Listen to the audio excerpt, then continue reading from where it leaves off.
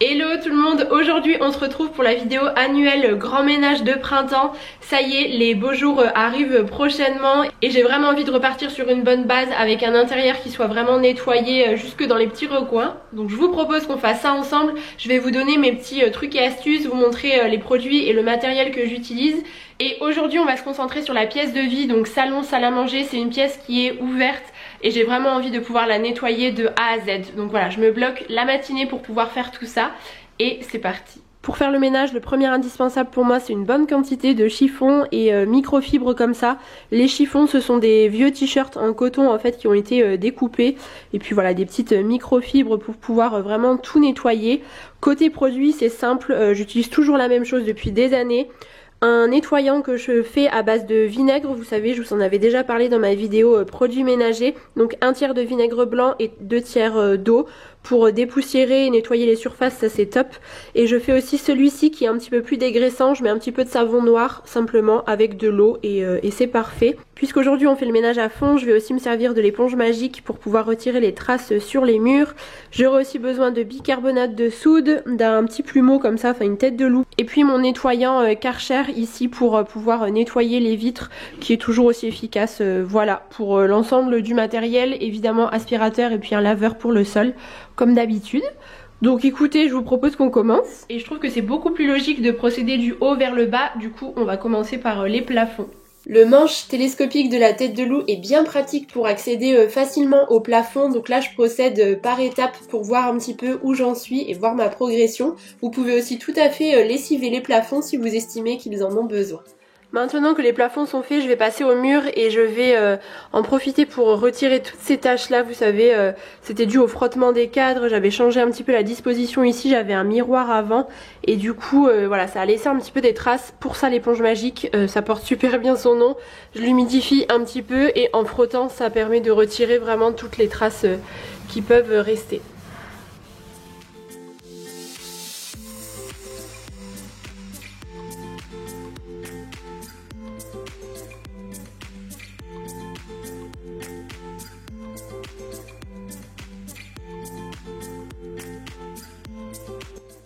A l'aide de mon nettoyant au savon noir et d'une lavette propre, je vais nettoyer l'ensemble des encadrements des portes, les portes et les clenches. C'est vrai que c'est quelque chose qu'on ne fait pas forcément toutes les semaines et ça mérite quand même d'être nettoyé régulièrement. Donc là c'est ce que je fais. J'en profite également pour passer un bon coup sur les interrupteurs.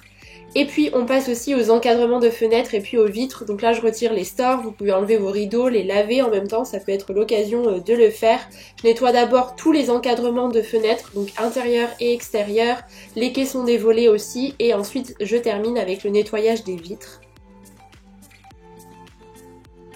On n'oublie pas également les luminaires, c'est vrai que la poussière a tendance à s'y loger assez facilement et puis la lumière peut être altérée lorsqu'on retrouve un peu de poussière dessus, donc c'est l'occasion de les dépoussiérer. Donc avec un peu de vinaigre blanc et une lavette ça fonctionne très bien. Et pour ce genre de luminaire en tissu, j'aime bien me servir de l'embout brosse sur mon aspirateur pour avoir un nettoyage bien en profondeur.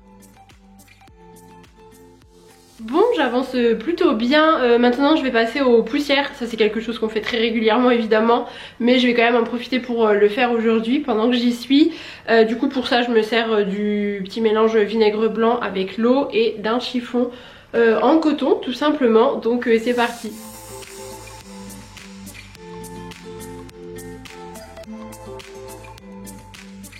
Bon là le tapis a besoin d'un bon coup de nettoyage, du coup je vais en profiter pour saupoudrer du bicarbonate de soude sur la totalité de la surface. C'est un bon détachant, ça permet de retirer un peu toutes les impuretés qui peuvent se loger sur les tissus, les tapis. Et comme ça je vais profiter de le laisser poser pendant que je fais le reste des poussières.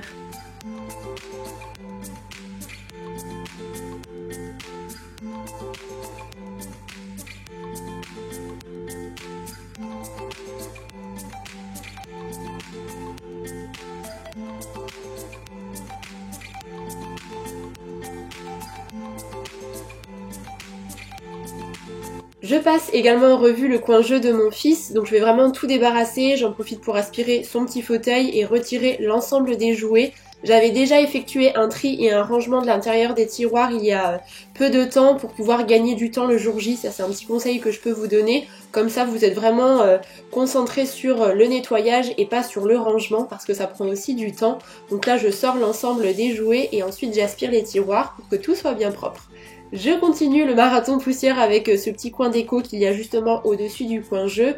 Et puis je fais de même dans la salle à manger, donc l'encadrement des cadres, sur le buffet. Et je termine avec le nettoyage de la table. Cette fois-ci je me sers du savon noir parce qu'elle était un petit peu sale et elle méritait d'être bien dégraissée. Bon, maintenant je vais passer au nettoyage des chaises. J'ai des chaises en tissu qui ne se déhoussent pas, donc malheureusement il faut que je mette un peu d'huile de coude pour les garder propres. Du coup je vais déjà passer un petit coup d'aspi pour retirer voilà, les petites choses qui peuvent traîner. Et ensuite j'ai fait mon petit mélange eau très chaude avec du savon noir tout simplement. Je vais bien tremper ma lavette et je vais bien frotter l'ensemble de la chaise, notamment sur des taches qui sont un peu persistantes comme ça. Le savon noir ça a des propriétés vraiment bien détachantes et en plus de ça c'est dégraissant, donc typiquement pour des traces comme ça, je pense que ça c'est vraiment une trace de gras sur la chaise, c'est super efficace.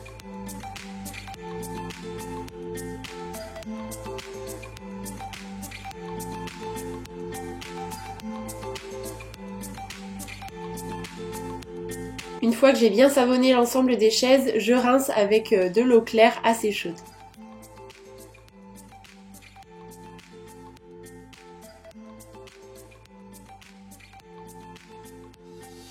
Une fois que le bicarbonate de soude a bien posé, je peux maintenant aspirer les résidus restants avec l'aspirateur tout simplement et ça permet vraiment de donner une seconde vie au tapis et c'est bien appréciable. J'avais quand même deux taches assez récalcitrantes, j'avais renversé du velouté de petits marrons. Du coup je me sers du Bicel dans lequel j'ai investi mais pour être honnête j'en suis assez déçue.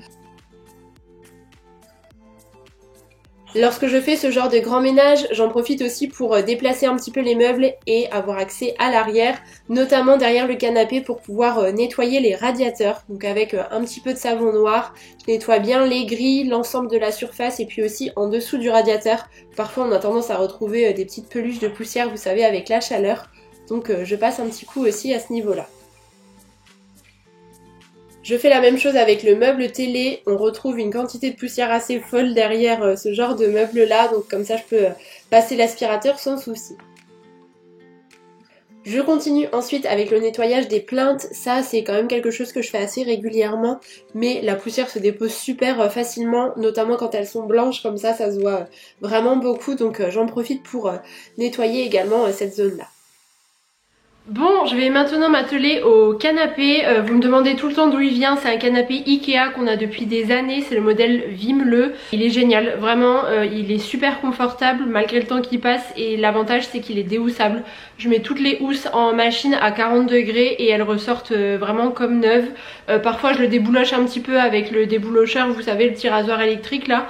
Quand je vois que c'est nécessaire tout simplement. Mais sinon, il s'entretient super facilement. Et vraiment, je ne regrette absolument pas d'avoir choisi ce canapé là il y a quelques temps. Je vais vraiment retirer toutes les housses, y compris celles des coussins un peu décoratifs qu'il y a sur le canapé, pour tout passer en machine.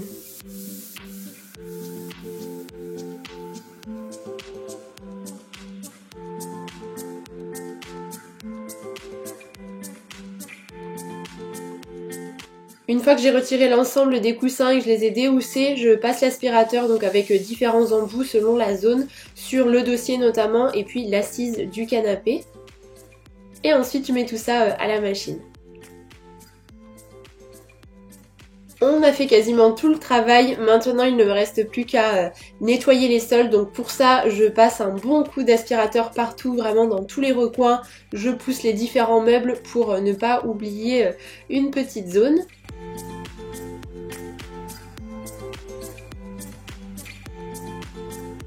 Je nettoie également l'escalier, donc tout d'abord avec l'aspirateur, puis ensuite avec une lavette et du savon noir. J'en profite pour faire la rambarde et les différentes marches. C'est vrai que le noir c'est vraiment très salissant.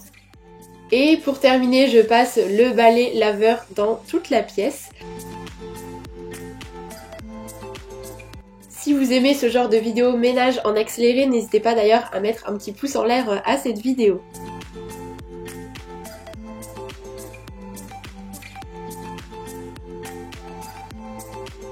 Ensuite, je n'ai plus qu'à tout remettre à sa place. Les housses sont en train d'être lavées et ensuite de sécher, donc du coup je remettrai tout ça en place le lendemain, mais au moins le plus gros est déjà bien rangé et réinstallé et ça c'est vraiment satisfaisant.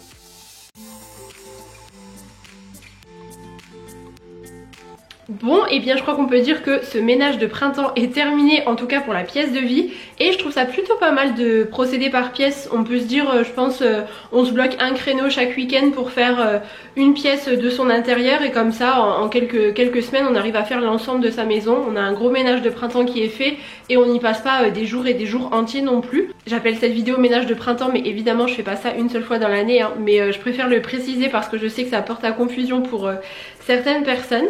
Mais voilà, je suis trop contente en tout cas que ça soit fait. J'espère que ça vous aura motivé, pourquoi pas, à faire de même chez vous. Je sais que parfois on a un peu la flemme, mais quand on voit les autres le faire, je sais que parfois ça motive aussi un petit peu. Et voilà, écoutez, sur ce, je vous embrasse très fort et puis on se dit à bientôt pour une prochaine vidéo.